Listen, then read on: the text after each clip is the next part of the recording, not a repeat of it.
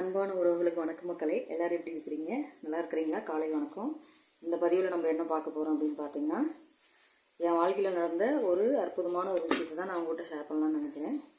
என்ன மாதிரி விஷயம்னு பார்த்தீங்கன்னா, மருத்துவரமாக யாருக்கெல்லாம் பிடிக்கும்?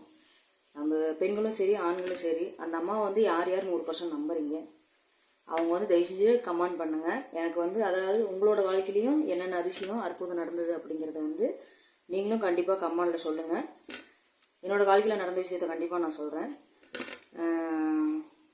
எனக்கு வந்து மாலை போடணும், நம்ம கோயிலுக்கு போகணும் வரணும் அப்படிங்கிறது வந்து நாங்கள் வந்து நாமக்கல்லில் ஒரு இடத்துல குடியிருந்தப்ப, நாமக்கல் அந்த எங்கள் வீட்டு பக்கத்தால் ஒருத்தர் வந்து ரொம்ப சிம்பிளான ஃபேமிலி தான். அவங்க பார்த்தீங்கன்னா அவங்க பையன் ஒன்று பொண்ணு ஒன்று அவருக்கு. அவர் என்ன பண்ணார் அப்படின்னா, அவர் பேர் வந்து நான் குறிப்பிட விரும்பலை, ஆனால் கடவுள் பக்தினா என்ன அப்படிங்கிறத வந்து அவர்கிட்ட பார்க்கலாம்.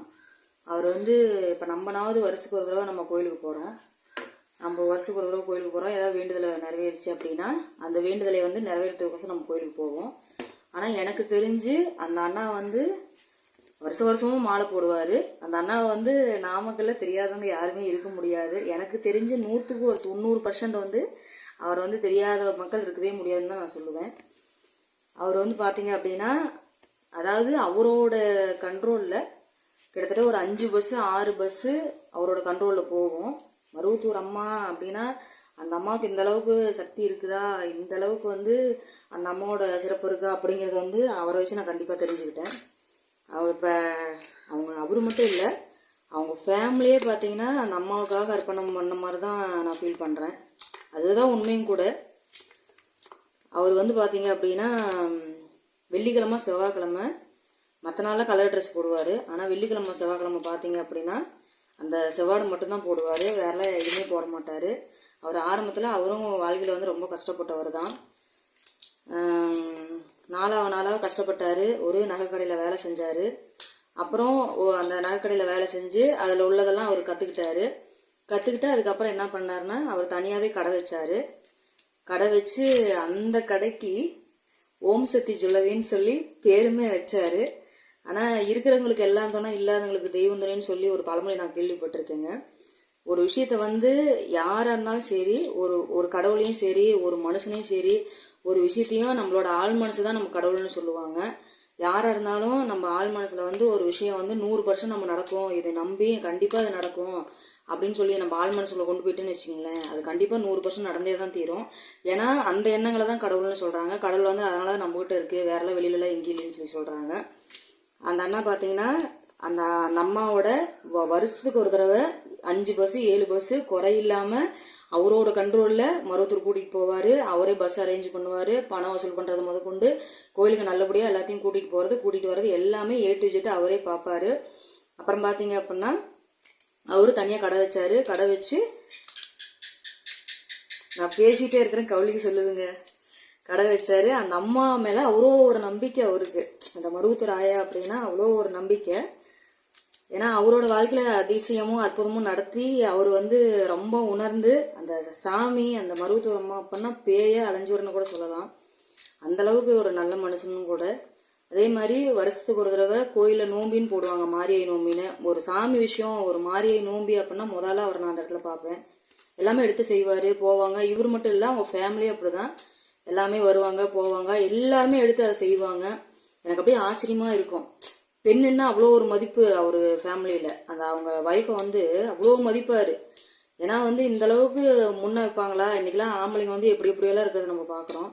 எனக்கு தெரிஞ்ச அந்த அண்ணன் பேரில் ஒரு ஃபால்ட்டோ, ஒரு தேவையில்லாமல் ஒரு அவதூறோ, பொண்டாட்டினா அவ்வளோ பார்த்துக்குவார், பிள்ளைங்கன்னா அவ்வளோ உசுறு அவருக்கு, லைஃப்னா அவ்வளோ உசுறு. அதை விட இந்த மருவத்தூரமான அவ்வளோ உசுறு.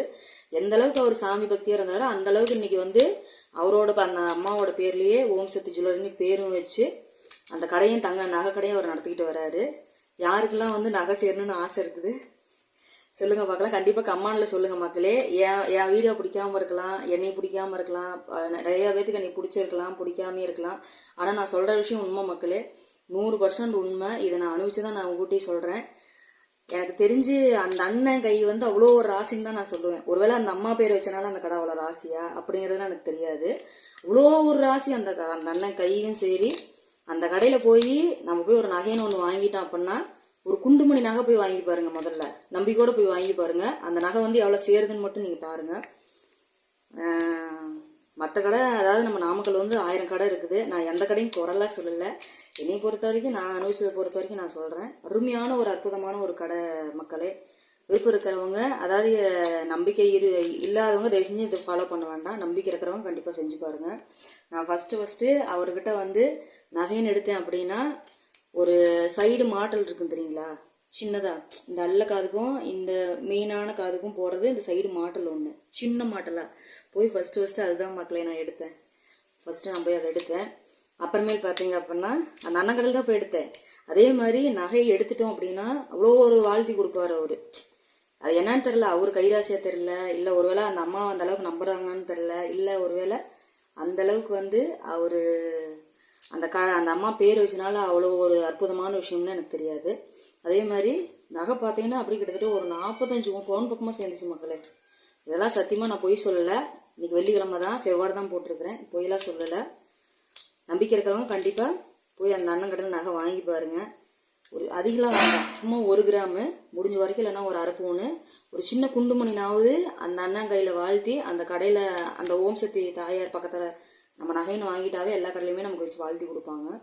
அந்த அண்ணன் என்ன பண்ணுவார்னா, அந்த மருவத்தூர் அம்மா மேலே முன்னாடி வச்சு வாழ்த்தி இன்னும் நகை வந்து 1000 மடங்கு சேரட்டும் அப்படின்னு சொல்லி தான் அவர் கொடுப்பாரு. இது வந்து அதாவது யார் சொல்லியும் இல்லை, எனக்கு வந்து இந்த பதிவு போடணும், ஏன்னா அந்த அம்மாவோட சிறப்பு சொல்லணும். அதே மாதிரி பெண்களை பொறுத்த வரைக்கும் நகை இல்லை, நகை ஆசை இல்லாதவங்க யாருமே இருக்க முடியாது. கண்டிப்பாக செஞ்சு பாருங்க. நானும் செஞ்சேன். அதே மாதிரி நான் செஞ்சது பத்தாதுன்னு எங்கள் அக்காவுக்கும் நான் ரெக்கமெண்ட் பண்ணேன். எங்கள் அக்காவும் காசு இருக்குதோ இல்லையோ, அவளும் கிட்டத்தட்ட பார்த்தீங்கன்னா ஓரளவுக்கு நல்லாவே நகை சேர்த்துட்டா. இப்போ அவளும் பார்த்தீங்க அப்படின்னா எப்படியும் அதை நான் குறிப்பிட விரும்பலை, அளவில்லாத செல்வன்னு தான் சொல்லணும். அவங்களும் நல்லா இருக்கிறாங்க. அந்த கடையில் போய் அவங்க நகை வாங்கி இன்றைக்கி நல்லாவே இருக்காங்க. மெயினாக வந்து அந்த கடவுள் மேலே வச்ச நம்பிக்கை தான், அந்த அண்ணனை வந்து மருவத்தூர் அம்மா மேலே வச்ச நம்பிக்கை தான் இந்தளவுக்கு வந்து அந்த அண்ணன் மேலும் மேலும் முன்னுக்கு வரதுக்கு காரணமாக இருக்குன்னு நான் சொல்லுவேன். வழிகாட்டி, அதாவது இருக்கிறவங்களுக்கு எல்லாம் தோணா, இல்லாதவங்களுக்கு தெய்வம் தோணுங்கிற மாதிரி அந்த அம்மா இருக்காங்கன்னு அவர் 100% நம்பினார்.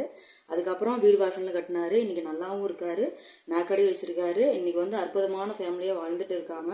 ஒரு ஹஸ்பண்ட் ஒய்ஃப்னால் எப்படி இருக்கணும், யார் எப்படி ஹஸ்பண்டுக்கு மரியாதை கொடுக்கணும், நம்ம வந்து மனைவிக்கு எப்படி மரியாதை கொடுக்கணும், அவங்களுக்கு வந்து சொல்லாமல் எந்த காரியமும் பண்ணக்கூடாது அப்படிங்கிறது வந்து கண்டிப்பாக அந்த அண்ணனை வச்சே தெரிஞ்சு, அவங்க ஃபேமிலி வச்சு தெரிஞ்சுக்கலாம்.